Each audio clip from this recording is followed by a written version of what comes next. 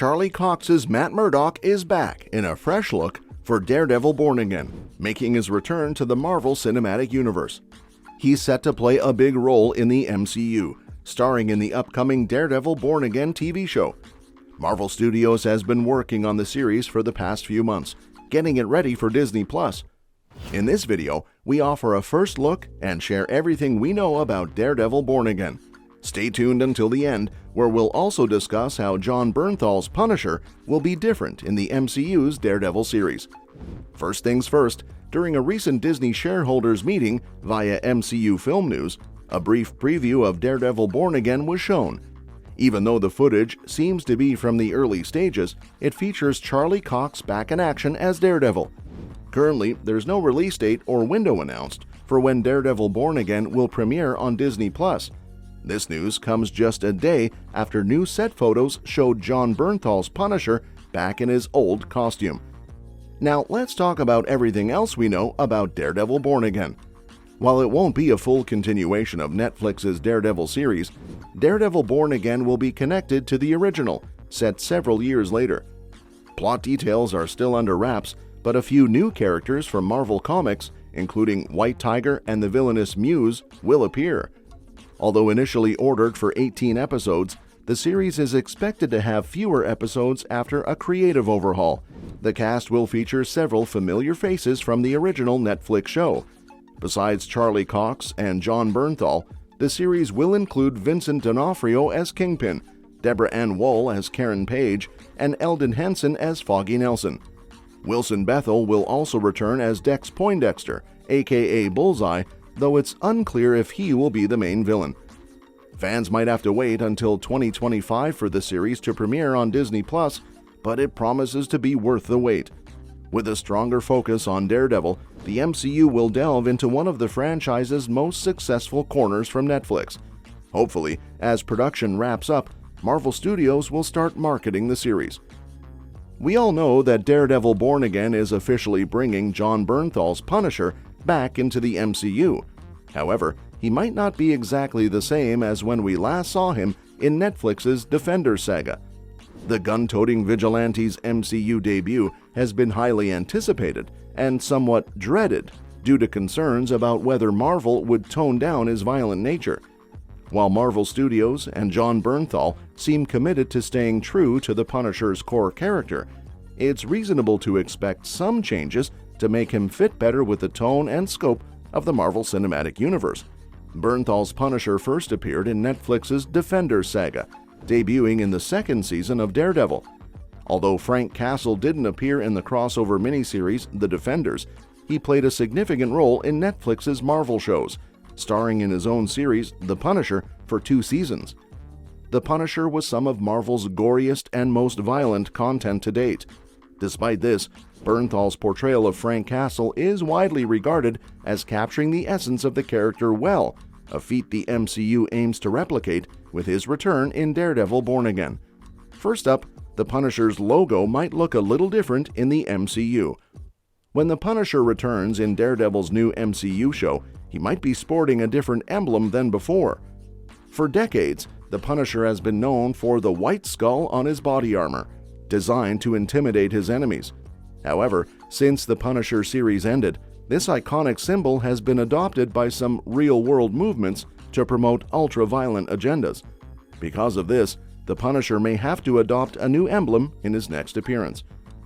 Marvel Comics has already addressed the controversy by replacing the skull on Frank Castle's chest with a new symbol.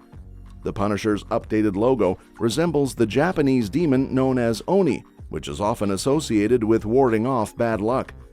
The MCU might have the Punisher use this newer comic emblem or something similar when he returns in Daredevil Born Again. This change gives Marvel the chance to address the logo switch within the story, incorporating the Oni reference as the Punisher enters a new chapter in his crime-fighting career. Another thing to consider is that the MCU may take a different approach to the Punisher's violence. In the comics and on Netflix, Frank Castle's relentless quest for justice often led to brutal and graphic scenes of violence. His war on organized crime knew no bounds, and he was willing to go to extreme lengths to achieve his goals, including torture and ruthless killings. However, on Disney Plus, where Daredevil Born Again is set to air, the portrayal of the Punisher's violence may be toned down compared to his previous appearances on Netflix. While the character's core essence will likely remain intact, the level of graphic violence depicted on screen might be reduced to fit the platform's broader audience. There have been concerns that Disney's family-friendly reputation could mean a significant toning down of the Punisher's violence. However, the recent announcement of Deadpool 3 with its signature R rating suggests that Disney might be open to producing more mature content. While the Punisher's return may not reach the same levels of violence as his Netflix series, it's likely that Disney and Marvel Studios will stay faithful to the character's brutal nature.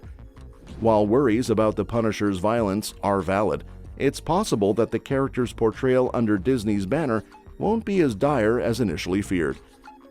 In addition to potentially dialing down the violence, the tone surrounding the Punisher may also shift as he enters the larger MCU. Throughout the Punisher's 2 seasons, Frank Castle endured numerous tragedies and hardships, which contributed to the show's mature content rating. The series delved into dark themes and often depicted brutal scenarios, especially in its first season. While Season 2 maintained its violent nature, it did introduce some lighter moments compared to its predecessor. When the Punisher makes his MCU return, his story may align more closely with the tone of Season 2. It's no secret that the MCU tends to favor a lighter tone overall. While this approach has worked well for many projects, some, like Thor: Love and Thunder, have faced criticism for being too lighthearted. While it's unlikely that Marvel Studios will turn the Punisher into a comedic character, his narrative may not be as grim as before. While Frank Castle's journey may still tackle heavy subjects, it could feature more optimistic outcomes than in previous iterations. Marvel will need to carefully balance this shift in tone, but it's certainly not an insurmountable challenge. And lastly, the Punisher may meet other MCU heroes. Most exciting aspects of the Punisher's return is the potential for him to cross over on other Marvel heroes. While his return in Born Again hints at a team-up with Daredevil, it's almost certain that the Punisher will interact with other Marvel heroes in the future. He could easily find himself collaborating with various street-level superheroes in the MCU, including Echo, Moon Knight, Hawkeye, and Spider-Man, all of whom would make for thrilling partnerships with Frank Castle. And if the remaining Defenders also return to the MCU, Frank could have the opportunity to meet each of them for the first time, opening up even more exciting possibilities for crossover events. While it's unlikely that Frank Castle will ever become an Avenger due to his controversial methods, he might find himself on a different superhero team in the MCU. The rumored Midnight Suns team could be an ideal fit for the Punisher, especially since its members are known for their willingness to use lethal tactics in their fight against supernatural threats. This would allow Bernthal's Punisher to team up regularly with heroes like Moon Knight, Elsa Bloodstone, Black Knight, Man-Thing, and Mahershala Ali's Blade. His dynamic with these characters could serve as a significant point of exploration for Frank Castle's character as the MCU continues to evolve. Well, that's it. Which MCU hero do you think would make the best team-up with the Punisher, and why?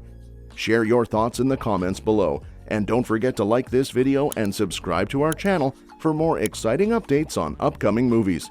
See you in the next one.